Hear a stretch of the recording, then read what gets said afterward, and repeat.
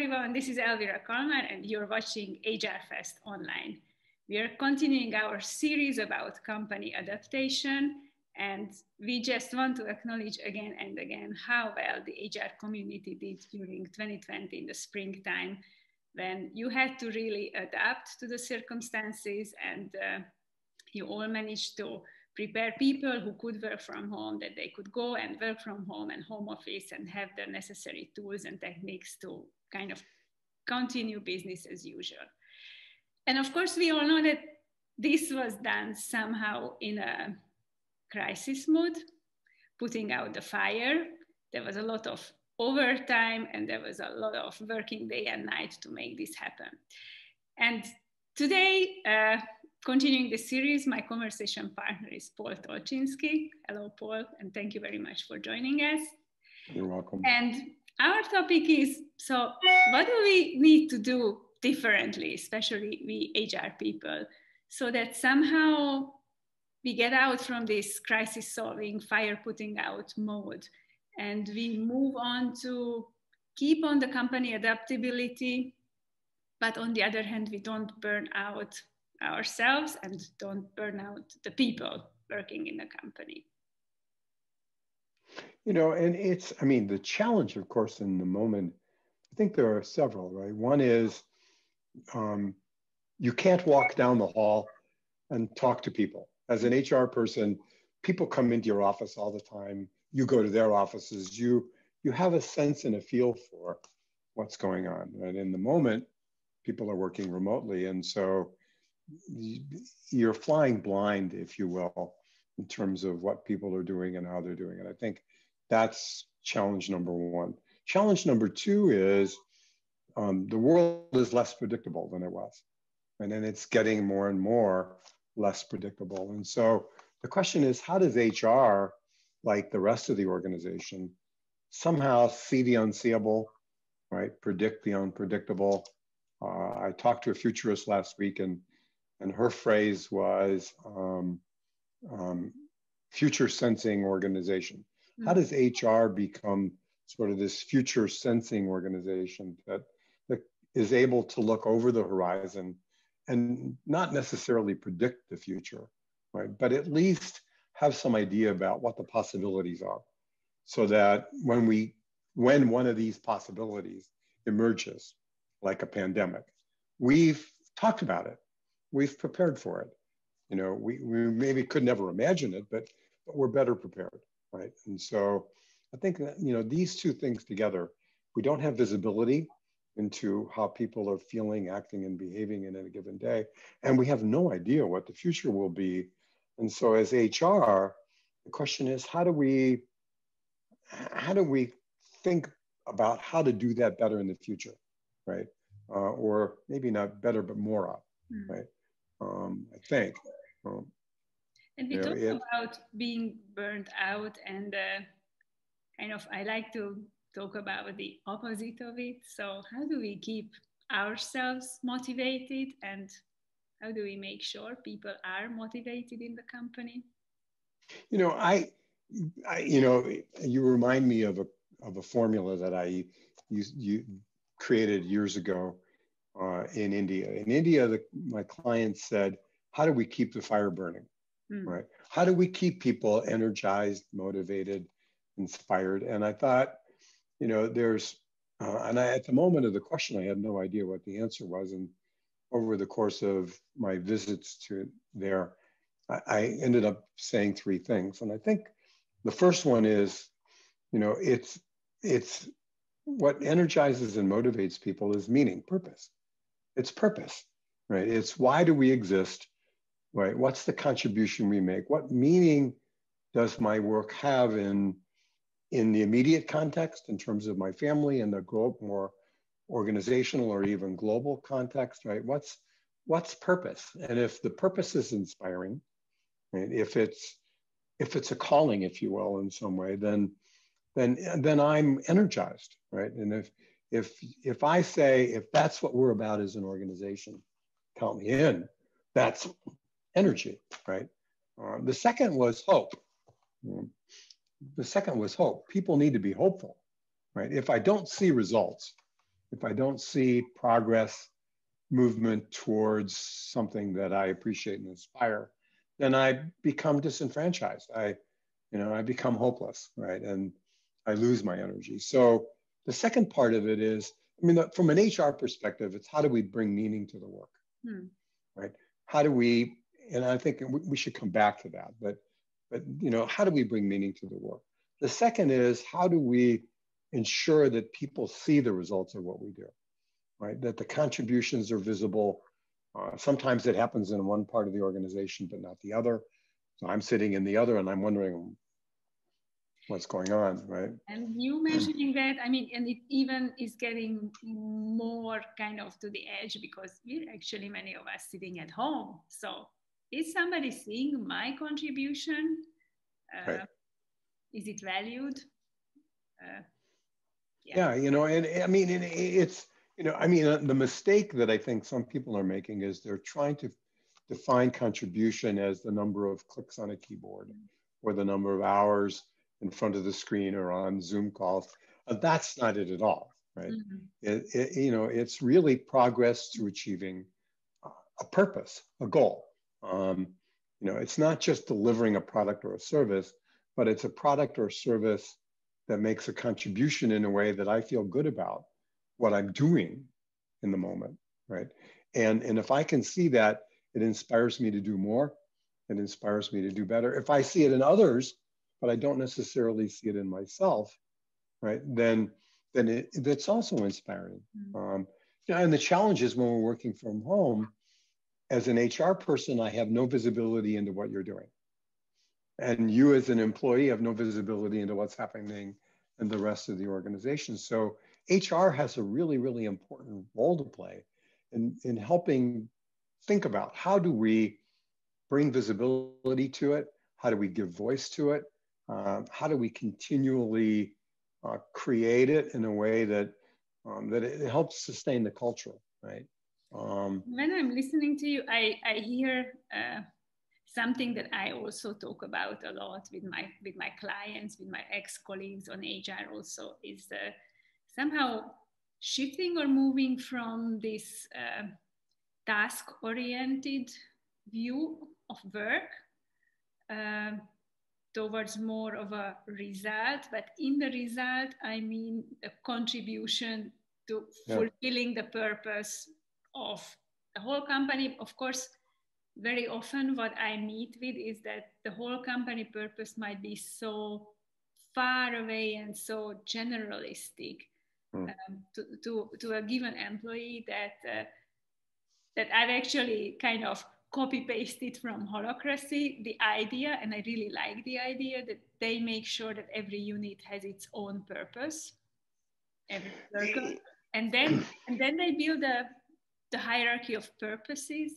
And this is what I've seen at my clients also, that when we had the sub-purpose, so something that of course relates to the higher company purpose, but makes it a lot more concrete, gives a lot more guidance of why am I doing what I'm doing? So what is my not my, but my teams, my units, my circles, my squads, however we call contribution, that is something that's sort of visible, touchable, and not too far away from me. It's the underlying principle of what you said is everything's local, right? It's important to have a global, right? Yeah. Machusta, he wrote a global vision for 250 years. That has meaning, but in terms of what do I do every day, it's hard to translate from that very high, esoteric, wonderful North Star to, okay, what does that mean in my neighborhood?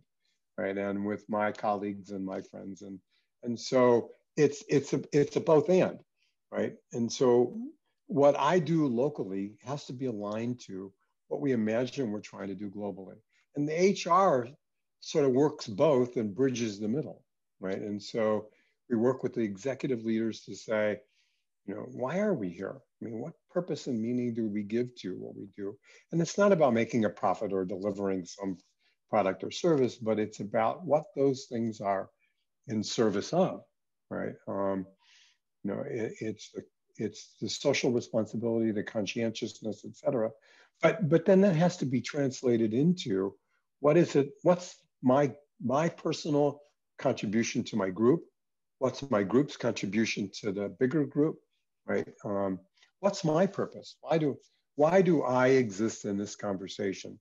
You know, and from an HR point of view, how do we engage at every level, right, to be able to have this discussion that aligns these things?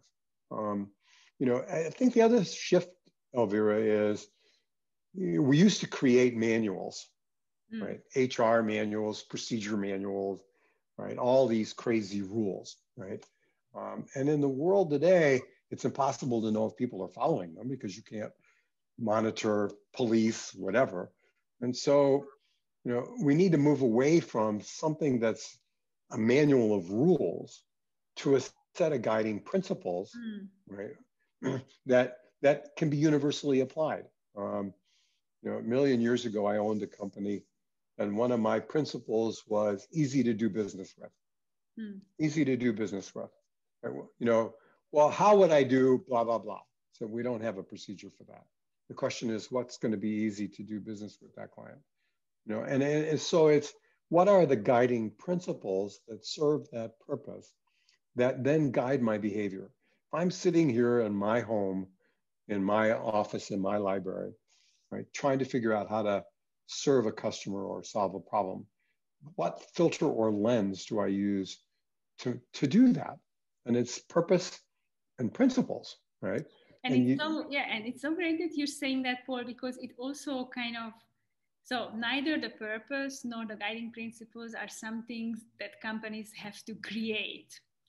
So in Exactly. every case, it's already there. So if there is a company, it has a purpose. Otherwise, it wouldn't exist. The guiding principles, whether they are written down, maybe not, but maybe we talk about them, but some guiding principles are always there. The other question is, it's just reminding me that in the big company where I worked, they were beautifully written down, but we didn't connect it to our everyday work. So it was kind of a book of wisdom that somebody created. It was beautiful. And we even created once a year a guiding principles day to create conversation about them. But that is too far away. So how do we bring that down to my everyday work and everyday life? I think is a real question where definitely HR will have a very important role, because I also wonder who else. I mean, I think you're absolutely right. You know, my old partner, she used to talk about connecting head and heart. And so I have them intellectually, but I don't have them in here, or they haven't been ingrained in me to the point where it's like breathing in and breathing out, right? That they've become that instilled from a behavioral point of view that I live them, right? And in a lot of organizations, people live the right set of values, to your point, right? We have success. And if we understand what creates that success, right, and what has enabled that success, then we can recreate it easily, right? You know, and I think, I mean, people work for companies because there's something that attracts them to them, right? Which is about whatever that company's purpose and meaning and contribution is, and brand identity is, and you know, things like that. And I worked a million years ago at Singapore Airlines, and Singapore Airlines was such an amazing company from a human resource point of view, that if you worked for Singapore Airlines, your neighbors and your friends really admired you because you worked for one of the best brands on the planet. The one division that I worked in got sold to an American company who Singaporeans had never heard of. And they were quite disappointed and really worried about, you know, well, I don't work for a company that's having this kind of contribution, having this kind of meaning, bringing pride to the island of Singapore, right? And so that company's challenge was to demonstrate that they shared the same values, shared the same principles, had the same purpose, even though they didn't have the brand recognition that an SAI did, right? And I think HR plays an important role in all that, right? How do we get that? How do we fine-tune the message? How do we help get the message across? How do we help instill it?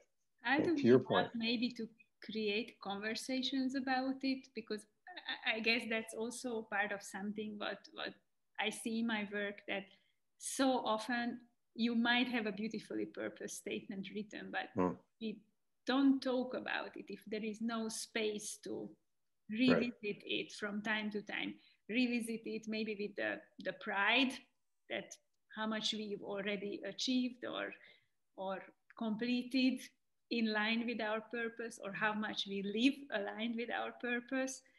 And also kind of from time to time to revisit it, just to taste it, kind of to remind ourselves, why are we sitting in front of our computers and why are we doing what we are doing, so that it's not a one-off activity. That's where I'm trying to get. The other point that I think is important in what you're saying is that it is organic. It's living, it's breathing, it's always evolving, and so creating it once, right? And assuming that it will remain static, that, we need periodic conversation. It needs periodic review. It needs to be refreshed. It needs to be reminded. I used to talk about, a lot of companies do new employee orientation.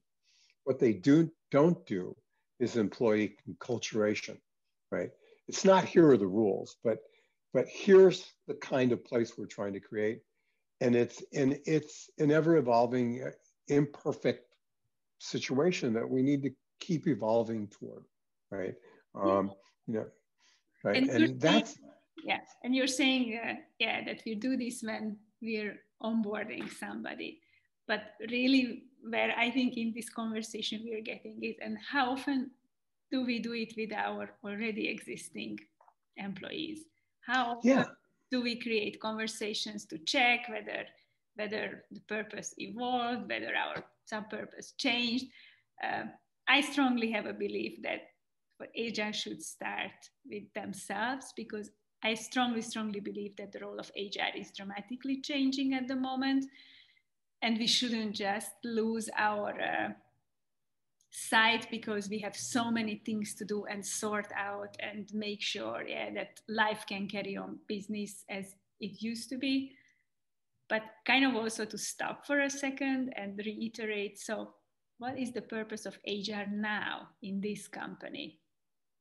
And what's the contribution that we can make to its future, right? What's the contribution that we can make to its future? How do we position HR as an essential business within the business, right? Whether it's scenario thinking or strategic workforce planning, or what you're saying, day-to-day team development. How do we help leaders build teams of people who can collaborate, work together in a way that enables them to immediately shift from face-to-face to virtual, right? And to have that same kind of energy and feeling with each other, right? I think that's, I think, I mean, that's where we can get in 15 minutes. And it's kind of a nice closing thought that, hey, HR friends, don't think you're wasting your time when you stop and take a big breath and create a conversation among yourselves. What is your purpose now? And the one thing I would caution, Elvira, before we close is think about this from an appreciative point of view, not a victim point of view, right? We are not the victims of it, but we are the appreciative contributing part to it, because I think sometimes when we have this conversation, it's more of a woe is me, we're not valued, we're not appreciated, but it's the really upbeat positive side of it, which says, what's the contribution that we could make that no organization in their right mind would ever say I could not do without that, right? That's the gift. Yeah, that's the gift, and that's what gives meaning. Paul, thank you very, very much for your wise thoughts and for sharing your time with us. You're welcome. Thank you. And Paul Tolchinsky, HR Fest Online.